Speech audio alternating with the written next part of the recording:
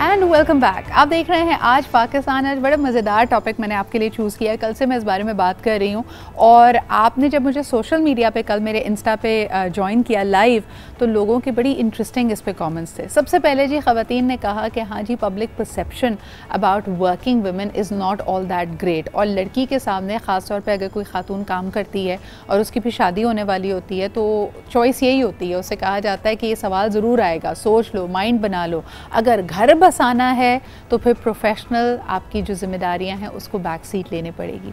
ख़वातीन के साथ हम ये क्यों करते हैं और इसके पीछे क्या डायनामिक्स हैं वो बड़े इंटरेस्टिंग हैं। उसमें कुछ टॉक्सिक नेगेटिव बिहेवियर्स हैं जिसके बारे में बात करना चाहेंगे। चाहे लव मैरिज हो, अरेंज मैरिज हो, वो जो मुलाकात होती है दोनों फैमिलीज़ की, उसमें देखा यह गया है कि ख़वातीन को बड़ा हार्शली जज किया जाता है। यानी जो पोटेंशियल मदर इन लॉ है, जो ख़ानदान है जिससे आप जुड़ने वाले हैं, उसमें लोग आपको परख इस निगाह से रहे होते हैं कि ये कितनी शर्मीली है, कितनी चुप रहने वाली है, इसका मिजाज कितना धीमा है। तो यकीनन एक वर्किंग वुमन अगर कॉन्फिडेंट है तो उसके सारे प्लस पॉइंट्स अनफॉर्चुनेटली उसके नेगेटिव पॉइंट्स बन जाते हैं। अगर वो बहुत पुरएतमाद है, अगर वो हाई प्रेशर सिचुएशंस को हैंडल कर लेती है, अगर उसमें लीडरशिप क्वालिटीज़ हैं, अगर उसमें टीम वर्किंग क्वालिटीज़ है, वही तमाम खूबियाँ जो एक मर्द के लिए, एक आदमी के लिए अच्छी समझी जाती हैं, देखने वाले, परखने वाली पोटेंशियल मदर इन लॉ और उसका पूरा ख़ानदान यही चीज़ें लड़की की खामी बना देते हैं। कहते हैं बड़ी चालाक है, बड़ी तेज़ है, बड़ी ये है, बड़ी वो है। तो ऐसा हम क्यों करते हैं, आज हम इस पे बात करेंगे। पब्लिक परसेप्शन क्या है वर्किंग वुमेन का, इस पे हमारा आज का टॉपिक होगा। आप भी कॉल कीजिए, बताइए कि ये जो नेगेटिव एलिमेंट्स है सोसाइटी के, इसको ख़त्म करने के लिए क्या करना पड़ेगा।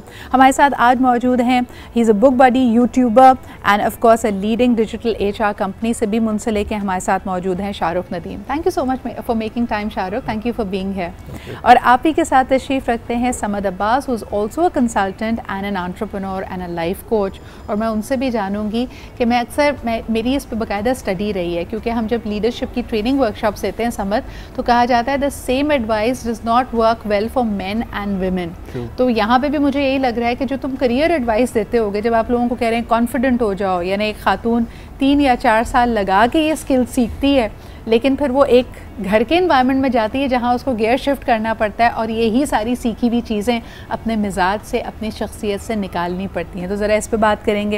And last but definitely not the least, हमारे साथ इस्लामाबाद से शामिल हैं Rukhsar Khurshid, who is an expert match maker और शादी.pk की आप फाउंडर भी हैं। बहुत शुक्रिया रुखसार आपके भी यहाँ मौजूद होने का। शाहरुख, अगर गुफ्तगू का आगाज़ आपसे करूँ, ये जो हमने परसेप्शंस की बात की, वर्किंग वुमन हो या ना काम करती हो लड़की, शादी के लिए लोगों की ये रिक्वायरमेंट क्यों है कि उसका मिजाज धीमा, शर्मीली, बहुत डोसाइल लड़की उनको चाहिए जो मोल्ड हो जाए घर के हवाले से? ये बदल रहा है या नहीं बदल रहा? या Sidra, very nice choice of subject. I think it's very important कि हमारी सोसाइटी में इस तरह के सब्जेक्ट्स के ऊपर डिस्कोर्स हो। Coming back to your question, I think it's a dichotomy our society has. हमारे जो मुआशरा है उसमें ये एक अजीब किस्म का डिलेमा है कि हम लोग, मर्दों के लिए हमारा एक स्टैंडर्ड है और औरतों के लिए जो है वो कोई और स्टैंडर्ड है। हाँ। और इसी के पर्सपेक्टिव में इफ़ यू सी कि पाकिस्तान में जो एम्प्लॉयमेंट टू पॉपुलेशन रेशियो है ख़वातीन का, दैट्स अराउंड 20%। क्योंकि हमारा जो ख़वातीन से जो बैकग्राउंड है, जो ख़वातीन के हवाले से जो हमारी एक्सपेक्टेशन है जी, ख़वातीन के हवाले से जो हमारी एक्सपेक्टेशन है वो इट्स वेरी मिलाइंड, वो बड़ी ही ऑब्जेक्टिव नहीं है। उसमें देयर इज़ नो यूनिफॉर्मिटी। हम लोग मर्दों के हवाले से हमारा जो पॉइंट ऑफ व्यू है वो बिल्कुल टोटली डिफरेंट है। एतबार की कमी सी लगती है मुझे। ऐसा लगता है कि जिस ख़ानदान से जुड़ने जा रही है वो उसको उसकी प्रोफेशनल जिम्मेदारियां, जो पेशा जिम्मेदारियां हैं, उसको एज अ थ्रेट लेते हैं। ऐसा लगता है कि अगर ये बहुत अच्छी प्रोफेशनल है तो वाह वाह, बड़ी अच्छी बात है, लेकिन फिर ये घर बसाने वाली नहीं है। रुखसार, ऐसा परसेप्शन क्यों है? यानी एक खातून अगर पेशा सलाहियतों में अपने आप को मनवा चुकी है, बहुत अच्छा काम कर रही है, उसको सराहा जा रहा है उसके वर्क प्लेस पे, तो घर के मामले में ये खदशा क्यों होता है कि वो घर नहीं चला पाएगी? सिद्रा, एक्चुअली इसके अंदर सबसे बड़ा फैक्टर ये होता है कि औरत की डिपेंडेंसी को उसकी ही अगेंस्ट यूज किया जाता है। जितनी ही इंडिपेंडेंट औरत होती है देयर लाइक कि यार हम इसको प्रेशराइज नहीं कर सकते, हम इसके ऊपर जोर जबरदस्ती नहीं कर सकते, ये तो अपना कमाती है, हमने तो इसके ऊपर जुल्म ज्यादतियां भी करनी है, इसके ऊपर बिला वजह की पाबंदियां लगानी है, उसकी पर्सनल स्पेस छीन लेनी है। बहुत सारे फैक्टर्स होते हैं। ऐसे नहीं कह दिया गया कि अगर एक औरत पढ़ती है तो एक मुआशरा पढ़ता है। सही, ठीक है। तो अगर एक पढ़ी लिखी मदर इन लॉ होगी, वो इस चीज को अंडरस्टैंड करेगी, अपनी आने वाली बहू को उसका स्पेस देगी और कभी भी इसको एक नेगेटिव चीज के लिए यूज नहीं करेगी। और ऑन द अदर हैंड एक औरत जो कि अब जो है ना सास बन गई है, जो खुद सारी जिंदगी एक सबमिसिव रोल में रही है, एक चक्की में पिसती रही है बच्चों के लिए, मियाँ के लिए, अपने इन लॉज के लिए, तो वो चाहती है कि यार जितना मैं पिसी हूँ ना, डेफिनेटली मेरी बहू ने भी आगे वही चीज को आगे कैरी ऑन करना है। अच्छा रुखसार, अगर इसको और मजीद हम समझने की कोशिश करें, मुझे बताएं, आपने तो सैकड़ों हजारों वो मुलाकातें देखी होंगी जब दो खानदान आपस में मिलते हैं। अगर आप बहैसियत खुद उसमें अगर शामिल ना भी हों तो आपके पास फीडबैक भी आता होगा, लड़के वाले भी फीडबैक देते हैं, लड़की वाले भी फीडबैक देते हैं। मैंने उमूमन देखा है जिस तरह इसको टेलीविजन पे भी दिखाया जाता है या लोग जो एक्सपीरियंस करते हैं कि लड़की को कहा जाता है कि बिल्कुल शर्माई, लिजाई, खामोश तबीयत की होना चाहिए, चाहे वो प्रोफेशनली झंडे गाड़ रही हो दुनिया में। उस पर्टिकुलर मुलाकात में लोग कहते हैं कि ज़्यादा ना बोलो, नीचे देखो, कोई सवाल ना करो, यानी एतमाद उस वक्त जीरो दिखना चाहिए। जी बताइए।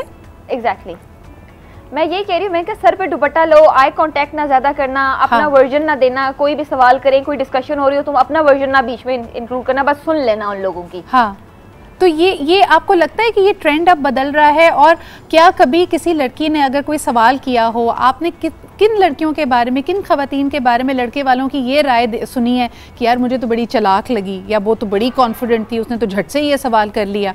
ये जब फीडबैक आता है तो आप कैसा महसूस करती हैं, और वो कौन बच्चियाँ होती हैं जिनके बारे में लोग ये कहते हैं? देखिए सिद्रा, हमारे पास बहुत पढ़े लिखे बैकग्राउंड से भी लोग आते हैं, गवर्नमेंट ऑफिशियल्स होते हैं, आर्म फोर्सेस से लोग होते हैं, बिजनेसमैन भी आते हैं, हर फील्ड से हमारे पास जो है वो प्रपोजल आता है। ठीक है, मजदूर से लेके बिजनेसमैन तक का प्रपोजल आता है। उसमें ज़्यादातर जो मैं I would say if I have to rate it, मैं कहूँगी कि 60, 65, 70% भी समटाइम्स ऐसा रेशो आता है कि जी हमारा लड़का तो बड़ा अच्छा कमाता है, हमें बस ऐसी लड़की चाहिए जो कभी घर से बाहर अननेसेसरीली निकली ना हो। वाओ, ठीक है। और इतने वियर्ड किस्म के ये फीडबैक्स हैं कि मैं आप बताना शुरू करूं तो बहुत अजीब हो जाएगा। मतलब कि आप एक पार्टनर ढूंढ रहे हैं अपने बेटे के लिए, तो इक्वालिटी क्यों नहीं देख रहे? अगर वो 16 ग्रेड 17 ग्रेड का ऑफिसर है तो व्हाई नॉट द गर्ल? बिल्कुल, यानी एक शक की निगाह से लड़कियों को, बच्चियों को देखा जाता है। रुखसार की इस बात से आपको खतरा होना चाहिए और आपकी अलार्म की घंटियां बजनी चाहिए तमाम व्यूअर्स की। वजह यह है कि यहाँ पे सिर्फ और सिर्फ वर्किंग वुमेन की बात नहीं हो रही, यहाँ उन बच्चियों की भी बात कर रहे हैं जिनका कोई मशगला, कोई हॉबी है। आप सोचें कि अगर इस तरह की बेजा पाबंदियाँ हैं तो इमेजिन ये किया जा रहा है, अगर बच्ची को आर्ट्स का शौक है, वो किसी पेंटिंग वर्कशॉप में जाती थी, किसी बेकिंग की क्लास लेती थी, तो हो सकता है कोई पलट के ये कहे कि ये बेजा बाहर निकलना है और हमें ऐसी लड़की नहीं चाहिए क्योंकि वो बाहर निकलती है। तो ये माशरे, जी बोलिए। कोई हॉबी है, कुछ है जी, अगर सॉरी मैं आपकी बात कर रही हूँ, अगर कोई हॉबी है या उसका कोई शौक है या पैशन है, तो फिर तो वो चेरी ऑन टॉप हो गया ना। हाँ। कि एक केक बना हुआ है, वो चेरी ऑन टॉप हो गया कि बस जी बस बिल्कुल रिजेक्शन है भी, कोई मजेदार बात नहीं है। वाओ वाओ, तो यानी आपकी हॉबी की बेसिस पे भी आप रिजेक्ट हो सकते हैं। बड़ा ख़तरनाक ट्रेंड है, बड़ा अफसोसनाक ट्रेंड है। इस पे एक बात करेंगे, एक छोटा सा ब्रेक लेते हैं and will be right back.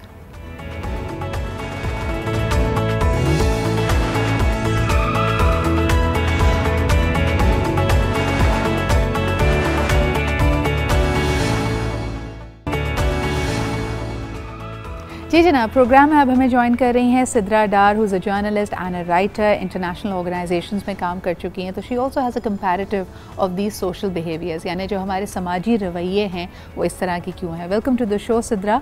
लेकिन मैं समझ से शुरुआत करना चाहूँगी। समझ, पर्सनल एक्सपीरियंस में बताओ, माशाल्लाह you are married and your wife is also a professional woman, तो क्या किसी पॉइंट पर ये कंपेरिजन आया था कि एक ये रिश्ता भी है समद, और ये देखो ये बिल्कुल घरेलू टाइप लड़की है, तो ये ज़्यादा अच्छी लाइफ पार्टनर साबित हो सकती है। या आपकी क्या ऑब्जर्वेशंस हैं इस टॉपिक के बारे में in the personal context? I think Sidra, thank you so much for inviting and coming up with a very wonderful topic. And मैं एक छोटी सी बात अगर स्टार्ट करूँ कि एक पुरानी तकसीम थी और एक नई तकसीम थी। मैं इसको मजहबी तकसीम नहीं कहूँगा, बट पुरानी तकसीम में बहुत आइडियल समझा जाता था कि एक लड़की हो, वो घर आए, वो घर में रहे, आपकी फैमिली को अपब्रिंग करे, बच्चों को देखे। बट आई थिंक एक बात हम सबको जो ये वीडियो शोज़ देख रहे हैं, आई थिंक ये टॉपिक बीसली ब्रिंग अप किया कि हमें समझना पड़ेगा कि the world is changing, it's in changing really really fast, बहुत ज़्यादा तेज़ी से बदली, जिनमें से एक नया ट्रेंड कहने एक नया सेट है जहाँ पर औरत को भी निकल कर अगर वो मर्द का हाथ बटा रही है और बाहर काम कर रही है तो वो लर्न कर रही है। सबसे बड़ी बात कि अगर औरत खाली यूनिवर्सिटी पैराडाइम से निकल कर आ रही है तो वो कोई बहुत ज़्यादा कोई कॉन्फिडेंट नहीं है जब तक वो बाहर जाती है, जब उसके एक्सपीरियंसेस होते हैं। मैं एक बड़ी अच्छी रिसर्च पढ़ रहा था सिद्रा कि नॉवेल्टी बहुत ज़रूरी है ह्यूमन माइंड के लिए। अभी ह्यूमन माइंड औरत और मर्द का अलग नहीं होता, नॉवेल्टी क्या है, नए एक्सपीरियंसेस, और ये नॉवेल्टी न्यूरोप्लास्टिसिटी की तरह काम करती है, ख़ास तौर पर जब इंसान नए एक्सपीरियंसेस ले रहा हो। ख़ास तौर पर मेरी वाइफ, मैं भी पर्सनली अपनी वाइफ को अलाउ करता हूँ कि कोई भी अपॉर्चुनिटी है, कोई कॉन्फ्रेंस है, कोई अच्छी अपॉर्चुनिटी ऑफर हो रही है, specially going for the interviews, अगर कहीं नया जॉब ऑफर हो रही है, you should go, you should try, because I think. May I stop you just there for a second. इसमें एक बात है जिसमें मेरे ख्याल में जो हमारे यहाँ दो तबकाती सोच है ना, एक ट्रेडिशनल माइंडसेट है, एक लिबरल माइंडसेट है, इनका आपस में टकराव हो जाता है और इख्तलाफ हो जाता है। बिल्कुल। और वो है जो अभी आपने एक जुमला कहा कि मैं भी अपनी बीवी को अलाउ करता हूँ। एक हमारा कल्चरल और मजहबी कॉन्टेक्स्ट है जिसमें कहा जाता है कि औरत या खातून कुछ भी करने से पहले इजाज़त ले अपने हस्बैंड से, लेकिन आज के माशरे में कई लोग ये सोच भी रखते हैं कि भाई ये तो शख्सी इनफरादी आज़ादी का तकाजा है कि आप एक फुली ग्रोन अप एडल्ट हैं कि आप अपने फ़ैसले ले रहे हैं, लेकिन यकीनन जिस तरह हम अपने घरों में देखते हैं कि हम एक सपोर्ट अपने पेरेंट्स से चाहते हैं, उसी तरह वो सपोर्ट आप अपने लाइफ पार्टनर से चाहते हैं। True. तो ये टकराव आप लोग कैसे रिजॉल्व करते हैं? बाकायदा आपकी बीवी को दरख्वास्त डालनी पड़ती है आपसे इजाज़त लेने के लिए, या बातचीत के ज़रिए वो आपकी सपोर्ट हासिल कर लेती हैं और उसको आप इजाज़त या अलाउिंग का नाम दे रहे हैं? किस तरह, how do you empower her? Definitely let's suppose अगर मैं अपनी वालदा की बात करूँ या मेरी फैमिली की बात करूँ, लेट्स सपोज अगर मेरी बेगम के इंटरनेशनल टूर पे जा रही है और वो आगे लेट्स सपोज किसी कॉन्फ्रेंस में जा रही है, तो डेफिनेटली फैमिली में बहुत सी डिस्कशंस होती हैं कि यार और भाभियाँ जो और लोग हैं वो तो ये काम नहीं कर रहे। ये फॉर एग्जांपल मेरी वाइफ 2-3 दफ़ा मॉर्निंग शोज़ में जा चुके, तो मॉर्निंग शो में चली गई, TV media and all that stuff, but after some time मैं समझता हूँ एक्सेप्टेंस आएगी और ये आ रही है, because the world is changing. जैसे मैंने पहले बात की, बिलीव एक मेंटल कंस्ट्रक्ट होता है, और मुझे लगता है कि आज के दौर में अगर हम चाहते हैं अपने बच्चों की भी खास तौर पे अच्छी तरबियत करें, कॉन्फिडेंट बच्चे। अब लेट्स सपोज अगर मेरा बेटा कल को देखा कि उसकी माँ मॉर्निंग शो में आई और वो कोई बहुत ही ज़बरदस्त डिस्कशंस करी, तो he must be proud of, वो उसको फ़ख्र होगा इस बात पर और वो काफ़ी खुश महसूस करेगा। अच्छा, एक बड़ा विशेष साइकिल ये भी है सिद्रा जी, आपकी तरफ आने से पहले एक कॉल ले लेती हूँ, फिर ये सवाल करूँगी। हेलो, अस्सलाम वालेकुम। हेलो हेलो, अस्सलाम वालेकुम जी, कौन सा, आप कहाँ से बात कर रहे हैं? वालेकुम जी, मैं डॉक्टर फयाज कराची से बात कर रहा हूँ। जी फयाज साहब, क्या कहेंगे हमारे आज के मौजू के हवाले से? आज का मौजू तो वर्किंग वुमेन के हवाले से है जी। हाँ, तो इसी हवाले से मुझे बात करनी थी। जी फरमाइए सर। मैं तो लाइव देखता हूँ, आप पहले तो आपकी टीम और आपके हिसाब से जो है ना टोटल मतलब आपको जो मौजू लाती हैं फिर आपको पेश करती हैं, उसके लिए मैं आपको बहुत बहुत मुबारकबाद देता हूँ, बल्कि आपको मैं अप्रिशिएट करता हूँ कि आप वाकई दिमाग अच्छा रखती हैं। Thank you. और क्योंकि डेली आपका कोई ना कोई टॉपिक होता है वर्किंग वुमेन के हवाले से। जैसे मैं खुद डॉक्टर हूँ, लेकिन मेरी वाइफ काम करती है, यहाँ से कपड़े ले जाती है दुबई, वहाँ से करती है, मेरा साथ देती हैं, और उसके अलावा मैं मतलब औरत को की इज्जत करता हूँ। पहले तो माँ की इज्जत करता है बंदा, लेकिन अपने घर वालों की अगर इज्जत करेगा तो जाहिर है उसका इफेक्ट बच्चों में पड़ेगा। सही सही। फयाज साहब, आप समझते हैं, वेरी क्विकली एक सवाल आपसे, कि एक पुरएतमाद औरत से लोग खौफ महसूस करते हैं, माशरा या घर वाले या जिससे भी उसका रिश्ता जुड़ने वाला है, ससुराल वाले, अगर औरत बहुत ज़्यादा पुरएतमाद होती है तो लोगों को डर लगता है? नहीं, वो बेसिकली अब हम किस दौर में चल रहे हैं, अगर इस दौर में भी लोग डरेंगे तो मैं समझता हूँ कि वो या तो पढ़े लिखे नहीं हैं, लेकिन मैं ये कहता हूँ कि खुद कॉन्फिडेंस, सेल्फ कॉन्फिडेंस अगर है ना, क्योंकि मैं डॉक्टर हूँ, मैं ज़ाहिर डील करता हूँ इतने सारे लोगों को, वोमेन्स को, घरों को, तो मुझे यकीन है अगर बंदा खुद खराब ना हो तो कोई किसी को खराब नहीं करता। बहुत शुक्रिया फयाज साहब। और फैसला करने की सलाहियत इसी एतमाद से आती है, और ज़िंदगी इज़ ऑल अबाउट चॉइसेस, यानी आपने बहुत सारे फ़ैसले ही लेने। सिद्रा जी क्या कहेंगी? पुरएतमाद खातून, अभी थोड़ी देर पहले जैसे बात हो रही थी और समत ने जैसे कहा कि इजाज़त या एक दूसरे की सपोर्ट हासिल करना, मसला ये भी होता है कि कई दफ़ा हमने देखा है कि हस्बैंड्स अपनी वाइफ को सपोर्ट करना चाहते हैं, लेकिन अगर वो एक जॉइंट फैमिली सिस्टम में रहते हैं तो हस्बैंड ये भी जानता है कि मेरे माँ बाप को हो सकता है ये बात गिरा गुजरे या वो इस बात को एक्सेप्ट ना करें, तब वो कहता है मेरी तरफ से फुल सपोर्ट है, बस अम्मी अब्बू से तुम इजाज़त ले लो। ऐसी सिचुएशंस को कैसे हैंडल करना चाहिए? मेरा ख़्याल ये है कि जब आप शादी के बंधन में बनने जा रहे हैं और आप जब एक ऐसी लड़की से शादी करने जा रहे हैं जो ऑलरेडी काम करती है और उसको आप बाद में भी इजाज़त दे रहे हैं, तो उसका जो प्रेशर है वो मेरे ख्याल में हस्बैंड को लेना पड़ेगा, क्योंकि वो अपनी ही फैमिली को ज़्यादा बेहतर तरीके से समझा सकता है, ना कि वो लड़की जिसके लिए वो फैमिली नई है। सबसे पहले तो आपको इस माइंडसेट को चेंज करने की ज़रूरत है कि भाई जो औरत घर से बाहर निकलती है, काम कर रही है और चीज़ें मैनेज कर रही है, वो घर को भी बहुत अच्छे से मैनेज कर सकती है, और इसकी एग्जांपल्स हमारे सामने हैं। जहाँ तक बात है, मैंने ऐसी कई ख़वातीन देखी हैं जो शादी से पहले जॉब कर रही थी और बहुत प्रोग्रेस कर रही थी, लेकिन जब शादी के बाद उन पर दूसरे तरह के प्रेशर्स आए, क्योंकि पेरेंट्स तो सपोर्ट कर ही रहे होते हैं, लेकिन जब शादी के बाद उनके हस्बैंड ने कहा कि मैं भी सपोर्ट करूंगा, लेकिन मेरे पेरेंट्स जो कह रहे हैं मैं उसको कहाँ तक हैंडल करूं, तो उन्हें भी अपने प्रोफेशन छोड़ने पड़े, आखिरकार उन्हें घर में ही बैठना पड़ा। तो इस चीज़ का बड़ा नुकसान जो है वो देखा जाए तो उस फैमिली को ही होता है या उन दोनों मियाँ बीवी को होता है। बिल्कुल सिद्रा जी, क्लैरिटी होनी चाहिए एक्सपेक्टेशन में। अगर आप एक खातून है जो काम कर रही है, लड़की काम कर रही है, आप उससे शादी कर रहे हैं, तो ये कॉन्वर्जेशंस होनी बड़ी ज़रूरी हैं। अगर एक लड़का और उसकी फैमिली ये एक्सपेक्ट करते हैं कि शादी के बाद ये लड़की काम ना करे, तो प्लीज़ ये बात शादी से पहले उसको बताएं। ये मत अस्यूम करें कि हाँ जी वो मैं खुद ही कोई चालाकी करके ना उस वक्त उसको घर बिठा दूंगा, फिर उसके बाद मामला ख़राब हो जाता है। एक कॉलर हमारे साथ हैं। हेलो, अस्सलाम वालेकुम। हेलो हेलो, चलिए जी, कॉल ट्रांसफर नहीं हुई, वापस इसकी तरफ आएंगे। शाहरुख, कितने फ़ीसद लड़के या लड़के की फैमिली ये बात क्लियरली कह देते हैं कि भाई हमारी तवक्को ये है शादी पक्की होने से पहले? एक तो वो होता है ना चलाक तरीके से, एन निकाह से पहले बात सबको बता दी गई है, सारों को पता है ये शादी की तारीख है, उस वक्त कहते हैं कि जी हमारी एक्सपेक्टेशन या तवक्को ये है कि बच्ची घर वर में रहे और बस काम वाम छोड़ दे। तो ये कितने लोग अपराइट अप फ्रंट बताते हैं? I think Sidra, I cannot give you an exact percentage, लेकिन I think around 80 to 90% ऐसा होता है। हाँ. And the reason behind this is let's call a spade a spade। yes. कि हमारा जो environment है, जो society है, वो patriarchal है थोड़ी सी। It's a male dominated society। उसके कुछ stats हैं if I can share with you। जी। कि पाकिस्तान का global gender gap report में 153 ममालिक का वो सर्वे हुआ और पाकिस्तान का नीचे से from down it was third rank, so we were on 151st rank, जिसमें आप नीचे से तीसरे नंबर पे जिसमें आप जेंडर गैप एनालिसिस करते हैं in terms of health and other matters of economic independence between males and females. उसके अलावा पाकिस्तान में जो खवातीन का लेबर फोर्स में शेयर है दैट्स ओनली 24%। IMF ने ये कहा है, and listen to this stat very carefully, कि IMF ने कहा है कि अगर ये स्टैट 24% से 48% हो जाएगा तो पाकिस्तान के GDP में 1/3 ग्रोथ होगी। So if Pakistan GDP is $300 billion right now, तो हमें सीधा $100 बिलियन का इम्पैक्ट आएगा कि अगर खवातीन लेबर फोर्स में इक्वल और बाय द वे यहाँ पे ये कहना भी बड़ा अहम है शाहरुख, कि ऐसा नहीं कि खवातीन काम नहीं कर रही हैं या आपने उनको बड़ा महारानी बना के घर रखा हुआ है।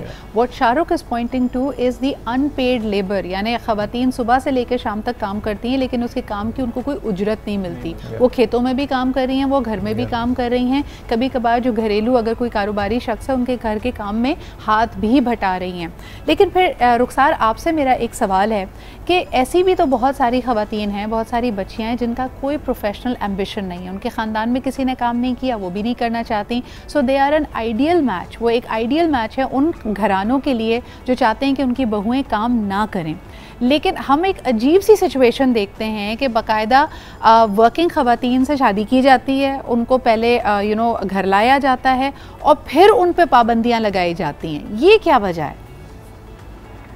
सिद्रा, बेसिकली इसमें जो सबसे बड़ा फैक्टर होता है ना, वो ये होता है कि हमने लोगों को बताना है कि हमारी जो बहू आ रही है ना वो डॉक्टर है, अच्छा, वो लॉयर है, हाँ, वो बड़े अच्छे लेवल की टीचर है, या वो पीडियाट्रिशियन है, ठीक है, और हमने उनका बस नहीं चलता, वो कार्ड के ऊपर भी ना बाकायदा लिखवा दें कि ये फलानी जो इंस्टीट्यूट में बड़े अच्छे लेवल पे हमारी हार्वर्ड से पढ़ा हुआ है या ये डाउ मेडिकल की ग्रेजुएट है, वो शादी के कार्ड पे लिखा हुआ हो।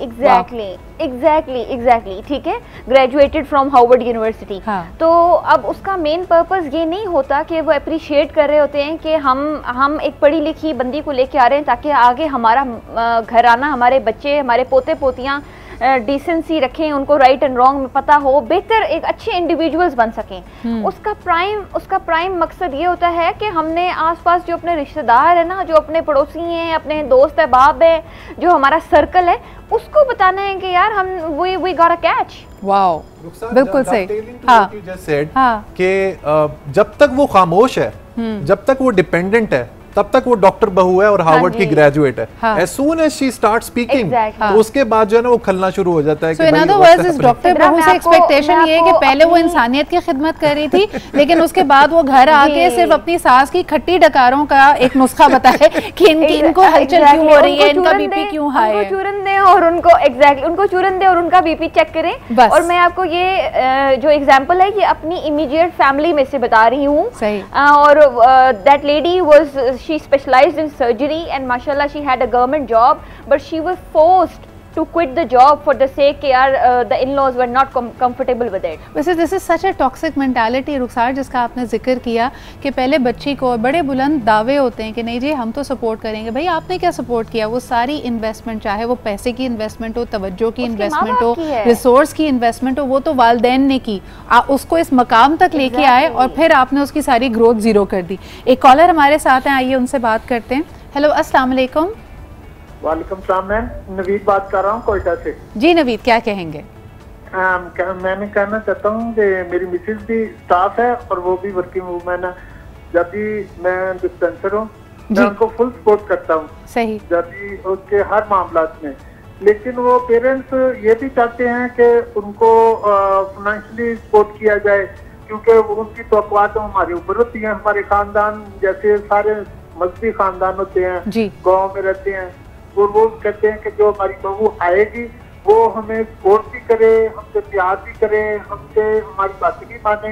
लेकिन जब वो जो वर्किंग वूमेन होती है वो कहती है मैं इनको फाइनेंशियली सपोर्ट करती हूँ, मेरी बात मानी जाए, तो इसलिए खानदान में लड़ाई झगड़े शुरू हो जाते हैं और वो उस पर प्रेशर डालते हैं कि अगर हमें सपोर्ट नहीं करना, हमारी बात नहीं मानी, तो ये अच्छा, ये बड़ी अहम बात आपने कही है नवीद कि जो ख़ानदान, जो इन लॉज अपनी बहू की प्रोफेशनल ज़िम्मेदारियों को मानते हैं, कहीं ना कहीं उनकी फ़ाइनेंशियल एक्सपेक्टेशंस भी हो जाती हैं। और उसमें हमने ये भी देखा है कि जो बहू कमा के ला रही है उस पर ना सिर्फ वो समझते हैं कि यह घर ही पे सपोर्ट करे, अगर वो अपने वालदैन को देना चाहती है, अपने ऊपर ख़र्च करना चाहती है, अपनी मर्ज़ी से ख़र्च करना चाहती है, तो उस पर भी पाबंदियाँ लगती है। दिस इज़ अ वेरी की पॉइंट। दूसरा जी, वर्किंग वुमेन के मिजाज बड़े ऊँचे हैं। एक बार बार हम सुनने में आता है और इसके बारे में हम ब्रेक के बाद बात करते हैं कि ससुराल वाले अक्सर ये कंप्लेन करते हैं जी वो अपना कमाती है, बड़ी पुरएतमाद है, तो हमसे तो उसकी बनती ही नहीं है। इस बारे में ज़रा बात करते हैं एक छोटे से ब्रेक के बाद।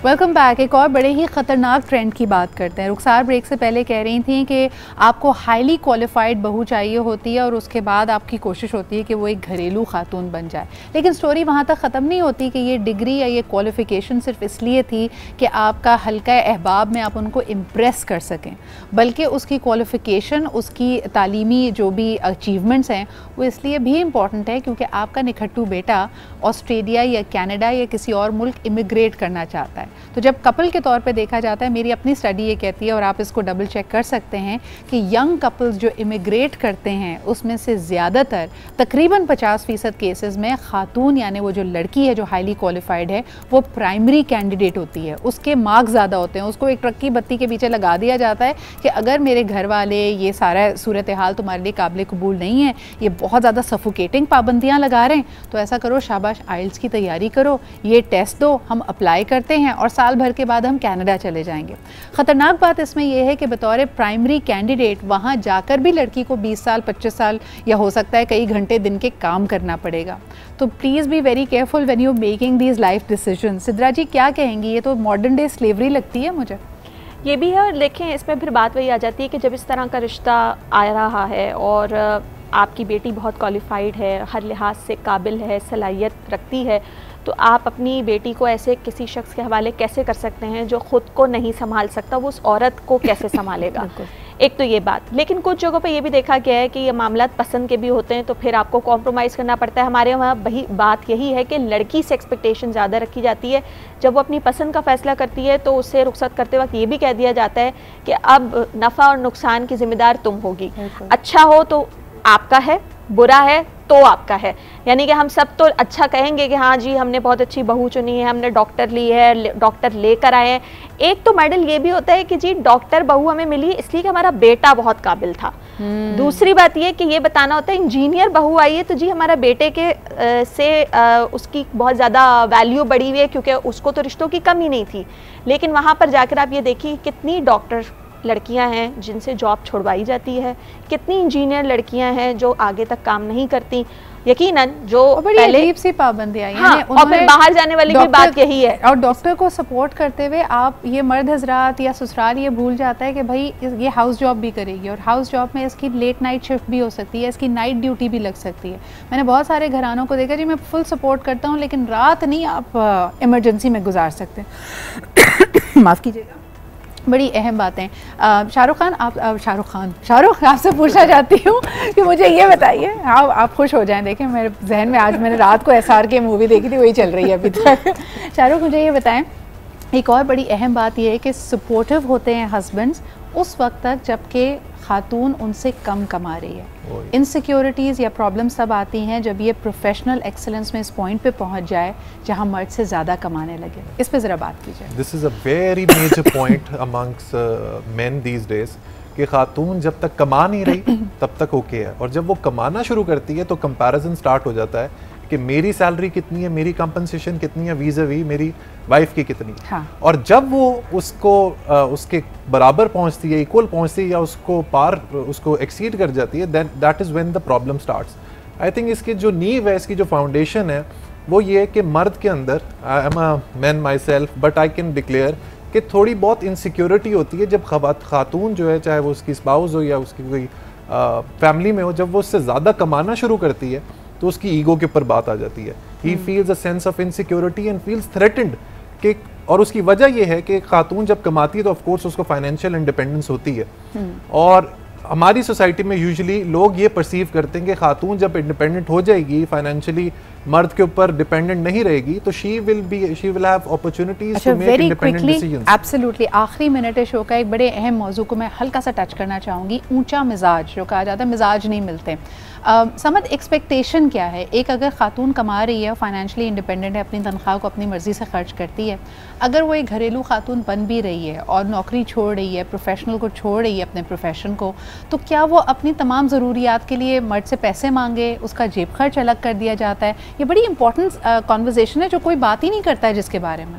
आई थिंक डेफिनेटली हमें समझना पड़ेगा कि आज के इस मॉडर्न वर्ल्ड में ख़वातीन की अपनी कुछ डिज़ायर्स हैं, उनके कुछ अपने ट्रेंड्स हैं, उनकी दोस्तें लेट्स सपोज कमा रही हैं और वो जब घर में आती है और उनको कहा जाता है कि आप जॉब नहीं करें, आप वो चीज़ें, फिर वो डेफिनेटली वो जो लग्जरीज हैं अफोर्ड नहीं कर पाती हैं, और जब अपने शोहर के पास जा रही होती है कि मुझे ये चीज़ चाहिए, तो शोहर भी उस तरह से उनको इजाज़त नहीं दे रहे, तो यहाँ पे एक फ्रस्ट्रेशन बिल्ड हो रही है, एक स्ट्रेस बिल्ड हो रहा है, जो कि ख़ास तौर पे ख़वातीन के अंदर देखा जाता है, और फिर ट्रांसमिट होता है आपकी नस्ल में, जिसे हम डोमिनो इफेक्ट कहते हैं, और वो आगे तक जाता है। सो ये बहुत इंपॉर्टेंट सिनेरियो जहाँ पे एक हस्बैंड अगर वो अपनी फैमिली के अंदर है तो उसे अपनी वालदा के साथ डिस्कशन करना बहुत ज़रूरी है, ख़ास तौर पे कि जैसे उन्होंने भी कहा कि एक मर्द को प्रेशर लेना चाहिए, अगर उसकी फैमिली सपोर्ट नहीं कर रही है तो चाहिए कि वो मर्द जाके अपनी वालदा से बात करे। वेरी क्विकली 10 सेकंड्स है मेरे पास। Rukhsar, your parting comments on this subject.